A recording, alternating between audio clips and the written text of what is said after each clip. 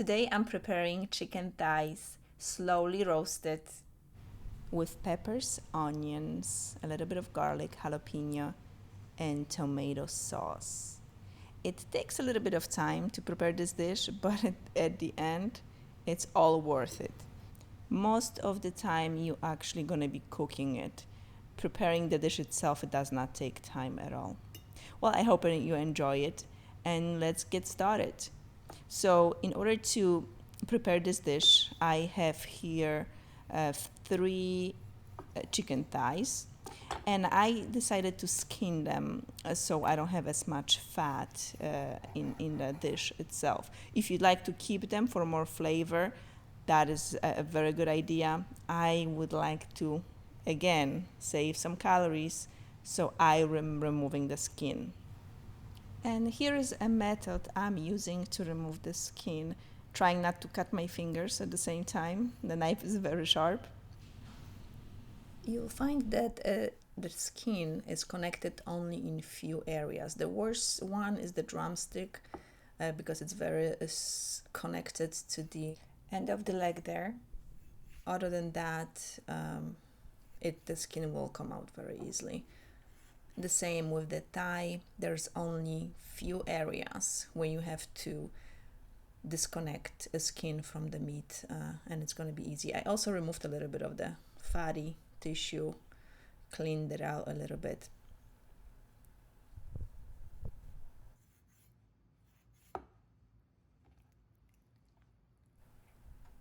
And just like here, you can see right in this area, it's only really connected to the side. So if you just run your knives delicately, slowly through the connection to the meat, it should take no time.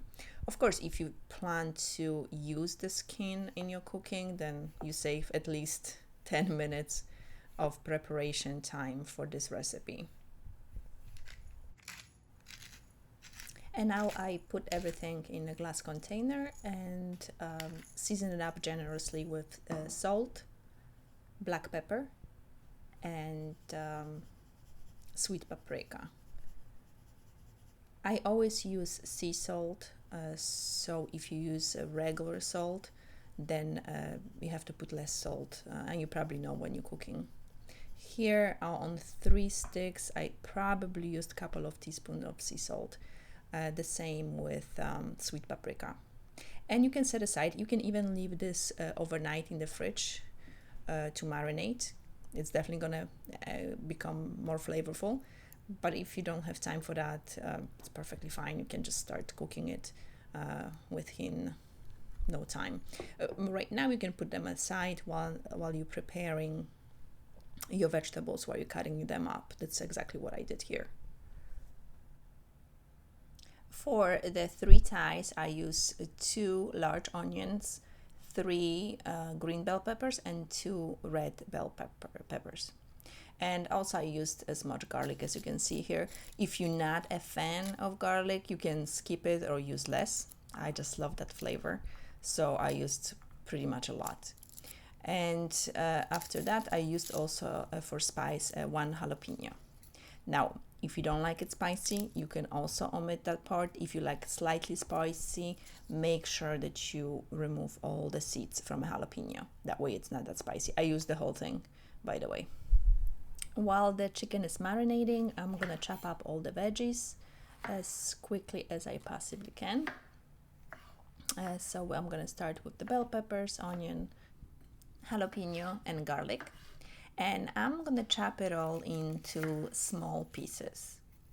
That way the vegetables cook pretty quick and they're not completely falling apart after they cooked. You still have some pieces left. And as you can see here, I'm cutting up the jalapeno with all the seeds, just like I said before, because I like it spicy. But if you do not like it spicy, make sure you seed the jalapeno. In the meantime, I'm heating up a cast iron pan or pot, and I put a little bit of coconut oil, probably like a teaspoon, no more than that. You see how smoking it is? That's exactly how hot you want it to be. And one rule of thumb always, don't overcrowd your pan, but in this case you want to do that. And why? Because if you're using as little oil as I am, when the meat would be spread apart, it's gonna start getting black pretty much, because it's gonna have the air and not enough food on it. It's not gonna brown it. It's just gonna, part of the pan gonna stay black, and you don't want that.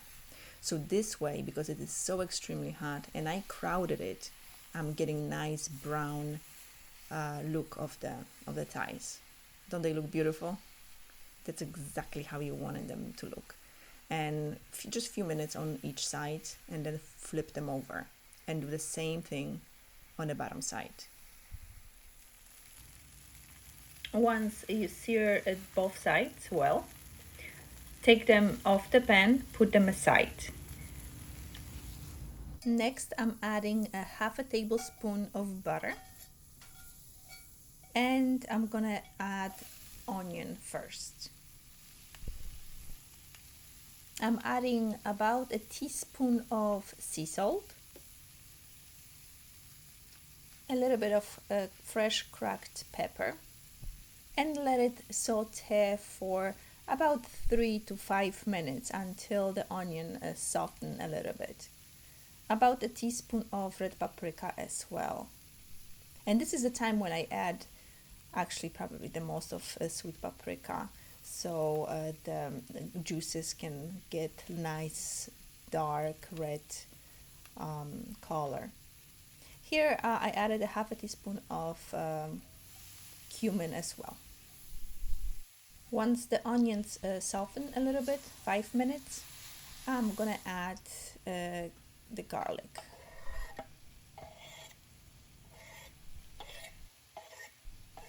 Next, I'm adding all the chopped peppers and a jalapeno as well. Salt and pepper and sweet paprika to taste again. As you know, I like to add flavors in layers, and this is the way to actually make sure that all the vegetables have nice flavor. This is additional, probably a teaspoon or so of sweet paprika, and probably another teaspoon of sea salt. Remember, if you're using table salt, you gotta reduce the amount of salt or it's gonna be way too salty. And now I'm gonna let the vegetables soften 15, maybe 20 minutes. And I'm adding here 3 tomatoes. Now, you don't wanna add too many tomatoes, as this is not a tomato sauce. The tomato just add a little bit of tanginess to the dish. If you add too many tomatoes, it's gonna be just very, very acidy, and I learned the bad way. I actually messed it up a few times, so it's not good to have too much tomatoes. Just the 3 of them is perfectly fine. Add some salt and pepper again to season the tomatoes as well, just for the layering of flavors, and stir it up. And now is the time to add chicken back in to the vegetables. So what's important right now, how I'm adding chicken in here, is I'm trying to cover it up with all the vegetables, so the chicken is completely submerged in the veggies and covered, so there's no chicken sticking out.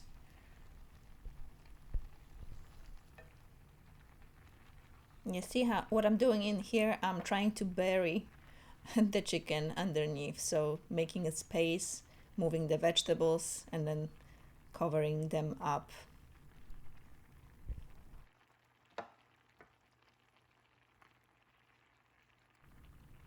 Perfect, I'm done. Now I poured the leftover liquid that I had from the chicken on top, which is very little, and cover it up. And now there are 2 techniques that you can use.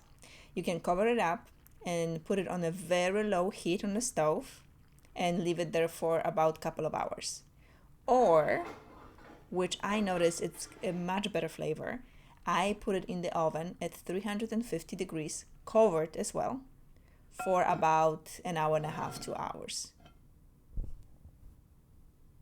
After about 2 hours, the big reveal, my chicken is ready. Let's check it out. Wow, that is heavenly. It smells so unbelievably good. I wish you were here to smell it. This is a perfect dish. The chicken is gonna be falling apart from the bones completely. It's nice and tender, and your juice, the juice that we just got out of the vegetables, nice and smoky and so delicious. I wish you could see it.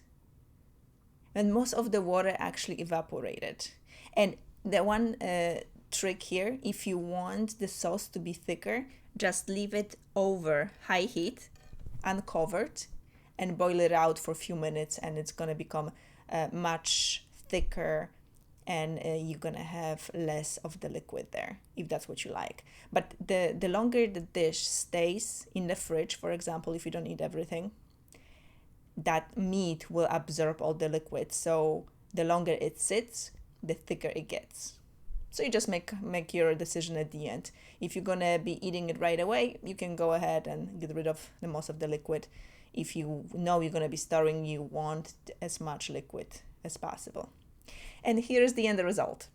I served it with mashed potatoes, but you can serve it with anything that you like. It could be cooked rice, or even if you watch your calories, or maybe you watch your carbs, you can use a mashed cauliflower.